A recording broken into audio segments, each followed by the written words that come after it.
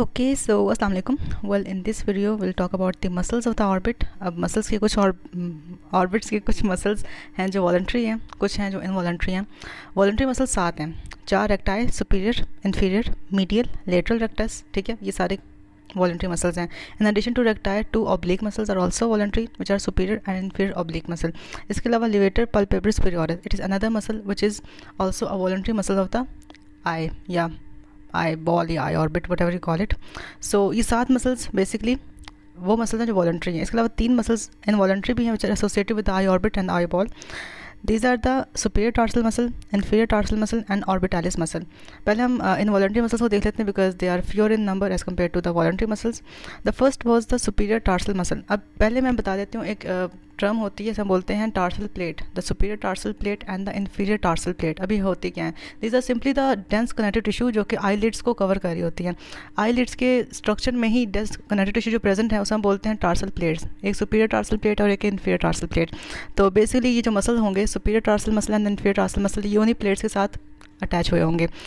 अच्छा, जो superior tarsal muscle है ना, उसकी अपनी इतनी इंपॉर्टेंस नहीं है. क्यों? क्योंकि ये बेसिकली ना एक और मसल होता है जिसे हम बोलते हैं लेवेटर पाल्पेब्रस सुपेरियोरिस, जो कि एक वॉलंटरी मसल है. उसी का डीपर एस्पेक्ट पर ये मसल अटैच हुआ होता है उसके साथ साथ.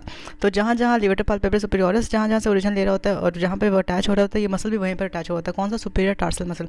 सो दिस इज़ अ टार्सल, अरे यार, this is the tarsal plate of the upper eyelid. और इसी के साथ आकर हमारा लेवेटर पाल्पेब्रस सुपेरियोरिस ने अटैच होना होता है. और इसी लेवेटर पाल्पेब्रस सुपेरियोरिस के डीप पोर्शन पे हमारा सुपीरियर टार्सल मसल अटैच होता है.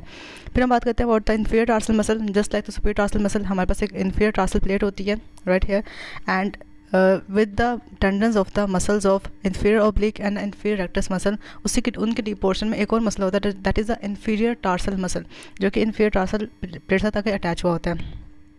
एज आई टोल्ड यू, इन मसल्स की अपने को इंपॉर्टेंस नहीं है because they are present as a component of some voluntary muscles. जैसे हम देखा कि जो हमारे पे ऊपर मसल था लेवेटर पाल्पेब्रस सुपेरियोरिस, उसका मसल था superior tarsal muscle.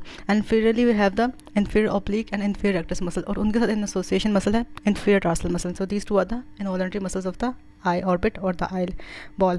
Third involuntary muscle is the orbitalis muscle. हम पहले देख चुके इस मसल को. ये होता है इन्फीरियर ऑर्बिटल फिशर. इस फिशर के लेवल पे जो पेरी ऑर्बिटा है या ऑर्बिटल फेशिया है वो डेफिशिएंट होता है इस लेवल पर. तो यहाँ पर जो फाइबर्स होते हैं स्मूथ मसल के, वो एक मसल बना देते हैं छोटा सा, that is the orbitalis muscle, which is again an involuntary muscle of the eye orbit.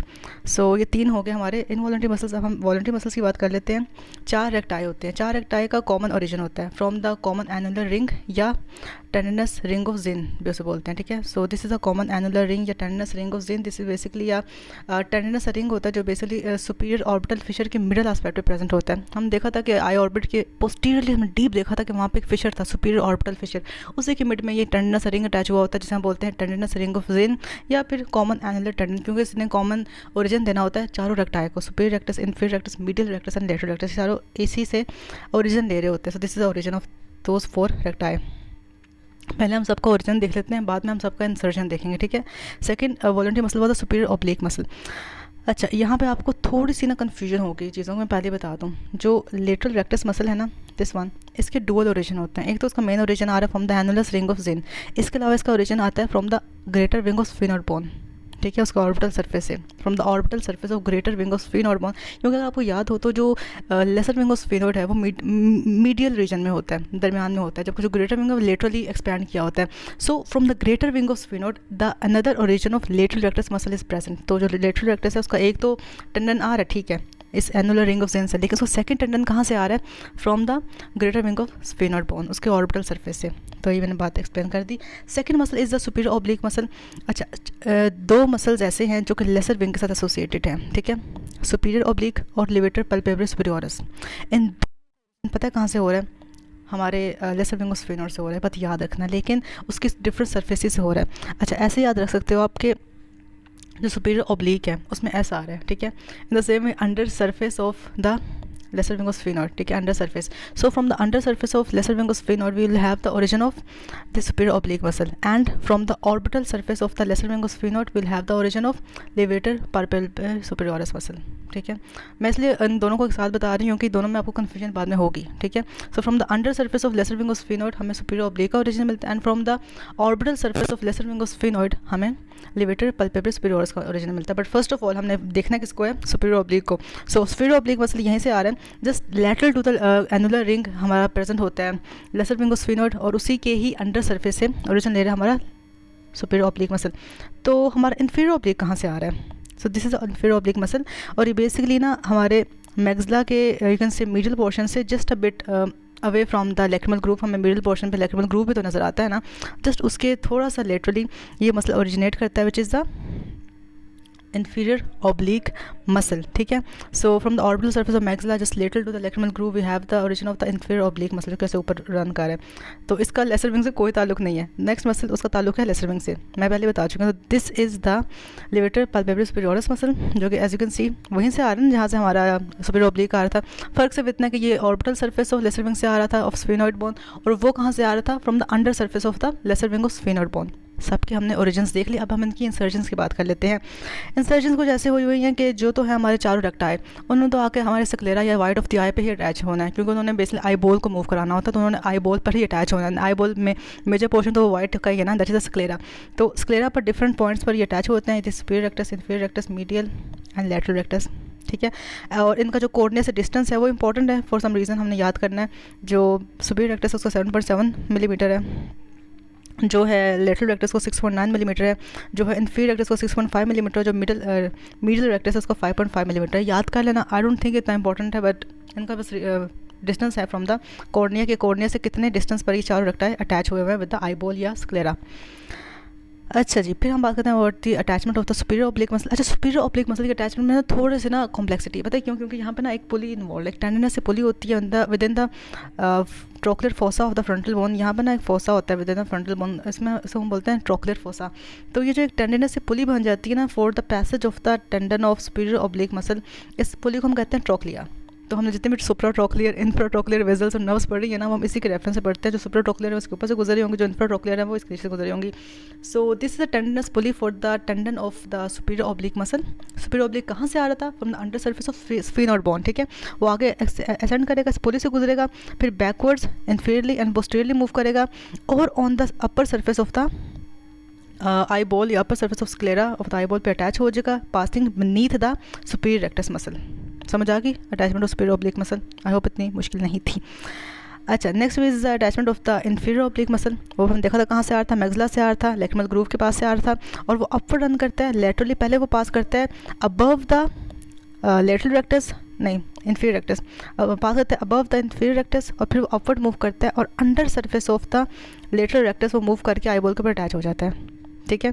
जो हमारा इन्फीरियर ऑब्लिक मसल है उसका पैसेज कुछ इस तरह से होता है कि पहले वो पास करता है बिलो द इन्फीरियर रेक्टस, फिर वो पास करता है deep to the lateral rectus, और फिर वो on the just near the superior rectus muscle आके आई बॉल के ऊपर उसके लेटरल एस्पेक्ट पे अटैच हो जाता है. ये किसका इंसर्जन है?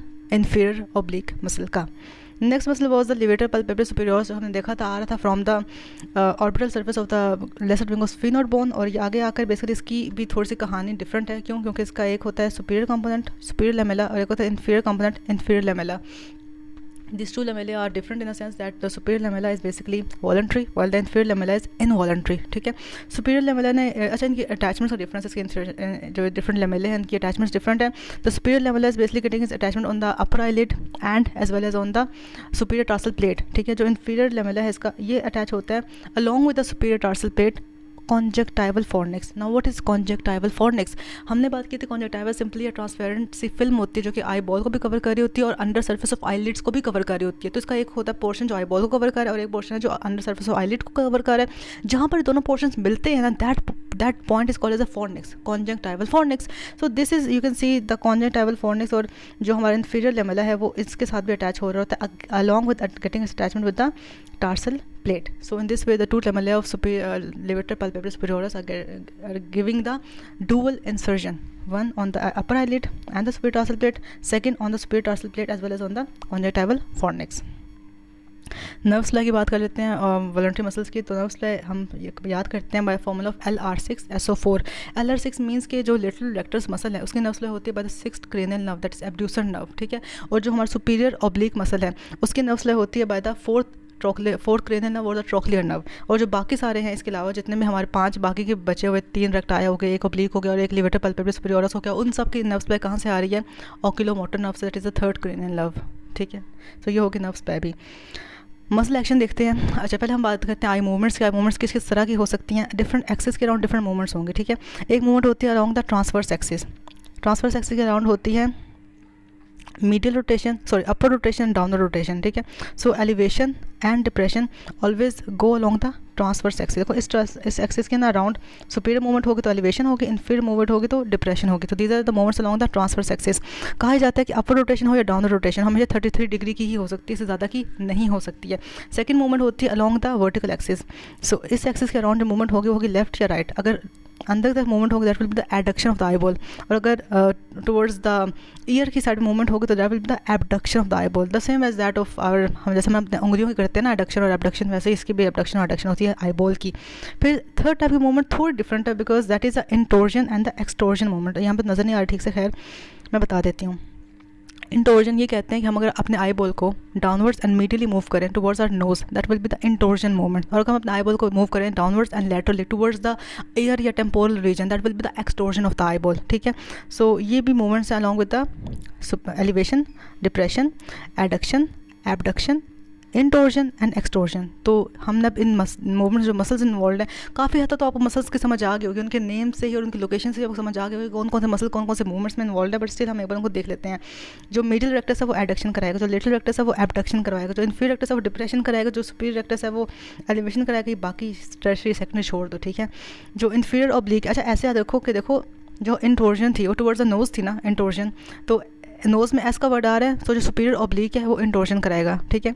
और जो एक्सटोर्जन थी वो टेम्पोरल रीजन तक फोर थी, तो जो बाकी दूसरा मसल बचा that was the inferior oblique, वो एक्सटोर्जन करा रहा है। तो एस नोज़ में आ रहा है, S for superior oblique, so superior oblique intorsion, inferior oblique extorsion करा रहा है। फिर हम क्या कहा जाता है कि एक ही मसल इंडिविजुअली कोई भी एक्शन परफॉर्म नहीं करा सकता। Different muscles have to contribute और work together in order to perform any movement of the eye. इसको हम बोलते हैं कॉन्जुगेट ऑक्यूलर मूवमेंट्स, ठीक है। अच्छा, एक और बात, जो मीडियल रोटेशन और लेटरल रोटेशन होती है, हम एबडक्शन और एडक्शन कह रहे हैं, वो हमेशा 50 डिग्री ऑफ एंगल पर ही हो सकते हैं, मतलब इतने एंगल तक ही वो रोटेट कर सकते हैं, ज़्यादा नहीं कर सकता, ठीक है। जस्ट लाइक एलिवेशन डिप्रेशन हो रही है till 33 degree, the same abduction और एडक्शन हो रही है एट टिल 50 डिग्री, ठीक है। लिखा होता है, मैंने बता दिया। सेकेंड हम बात ये करते हैं कि जो हमारी एलिवेशन है उसमें सुपीरियर रेक्टस तो इन्वॉल्व है ही, एट द सेम टाइम वहाँ पे इन्फीरियर ऑब्लिक भी उसको असिस्ट कर रहा है। इन द सेम में जहाँ डिप्रेशन हो रहा है वहाँ पे इन्फीरियर रेक्टस तो इन्वॉल्व है ही, लेकिन सुपीरियर ऑब्लिक उसको हेल्प आउट कर रहा है। यहाँ पर ना कॉन्ट्रेरी से स्टेट क्रिएट होगी, है ना। हालांकि सुपीरियर रेक्टस को हेल्प आउट करना चाहिए था सुपीरियर ऑब्लिक को, लेकिन सुपीरियर रेक्टस को हेल्प कौन कर रहा है? इन्फीरियर ऑब्लिक, है ना। ये एक ना चीज़ अपने याद रखते हैं क्योंकि उसकी इंसर्जन ही ऐसी होती है सुपीरियर ऑब्लिक और इन्फीरियर ऑब्लिक की कि वो उल्टा काम करते हैं, ठीक है। सो superior oblique is being assisted in its elevation process by inferior oblique and the inferior rectus is assisted in its depression movements by superior oblique. in the same जो adduction और abduction movement है, जो adduction होनी है उसमें हमारा medial rectus involve है ना। In addition to medial rectus superior और इन्फीरियर रेक्टस भी उसको एक जगह पे ना आई को यू कैन से फर्म कर देते हैं सो दैट मीडियल रेक्टस आराम से उस पर काम कर सके, ठीक है। So medial rectus along with medial rectus superior and inferior recti are also taking part in the adduction movement. लेकिन जो हमारा लेटरल रोटेशन है या एबडक्शन मूवमेंट है उसमें ना हमारे, अच्छा देखो एबडक्शन में ए बी डक्शन है ना, बी आ रहा है। इन द सेम वे जो हमारी एडक्शन थी उसमें डी आर था, तो उसमें हमारे ऑब्लिक्स नहीं हेल्प आउट किया, लेकिन जो एबडक्शन का प्रोसेस है उसमें along with the lateral rectus superior and inferior obliques are involve, है ना। देखो यहाँ पे कौन इन्वॉल्व है? Superior and inferior recti are involve, लेकिन in the abduction process superior and inferior obliques are involve along with the lateral rectus muscle. तो this is a contrary condition. फिर बात करते हैं कि हमने जो इंटोर्जन की बात की, इंटोर्जन में नोज की तरफ मूवमेंट है तो सुपीरियर ऑब्लिक हेल्प आउट करता है, along with superior oblique superior rectus भी इसको हेल्प आउट कर रहा होता है, ठीक है। और जो हमारे एक्सटोर्जन मूवमेंट्स थे उसमें हमने कहा था कि हेल्प आउट कर रहा होता है इन्फीरियर ऑब्लिक मसल। तो in addition to inferior oblique, inferior rectus muscles also taking part in that movement. So with this note, we are done with all the muscles of the eye orbit and the eye. So I hope it was a helpful lecture for you. So thank you so much. Allah Hafiz.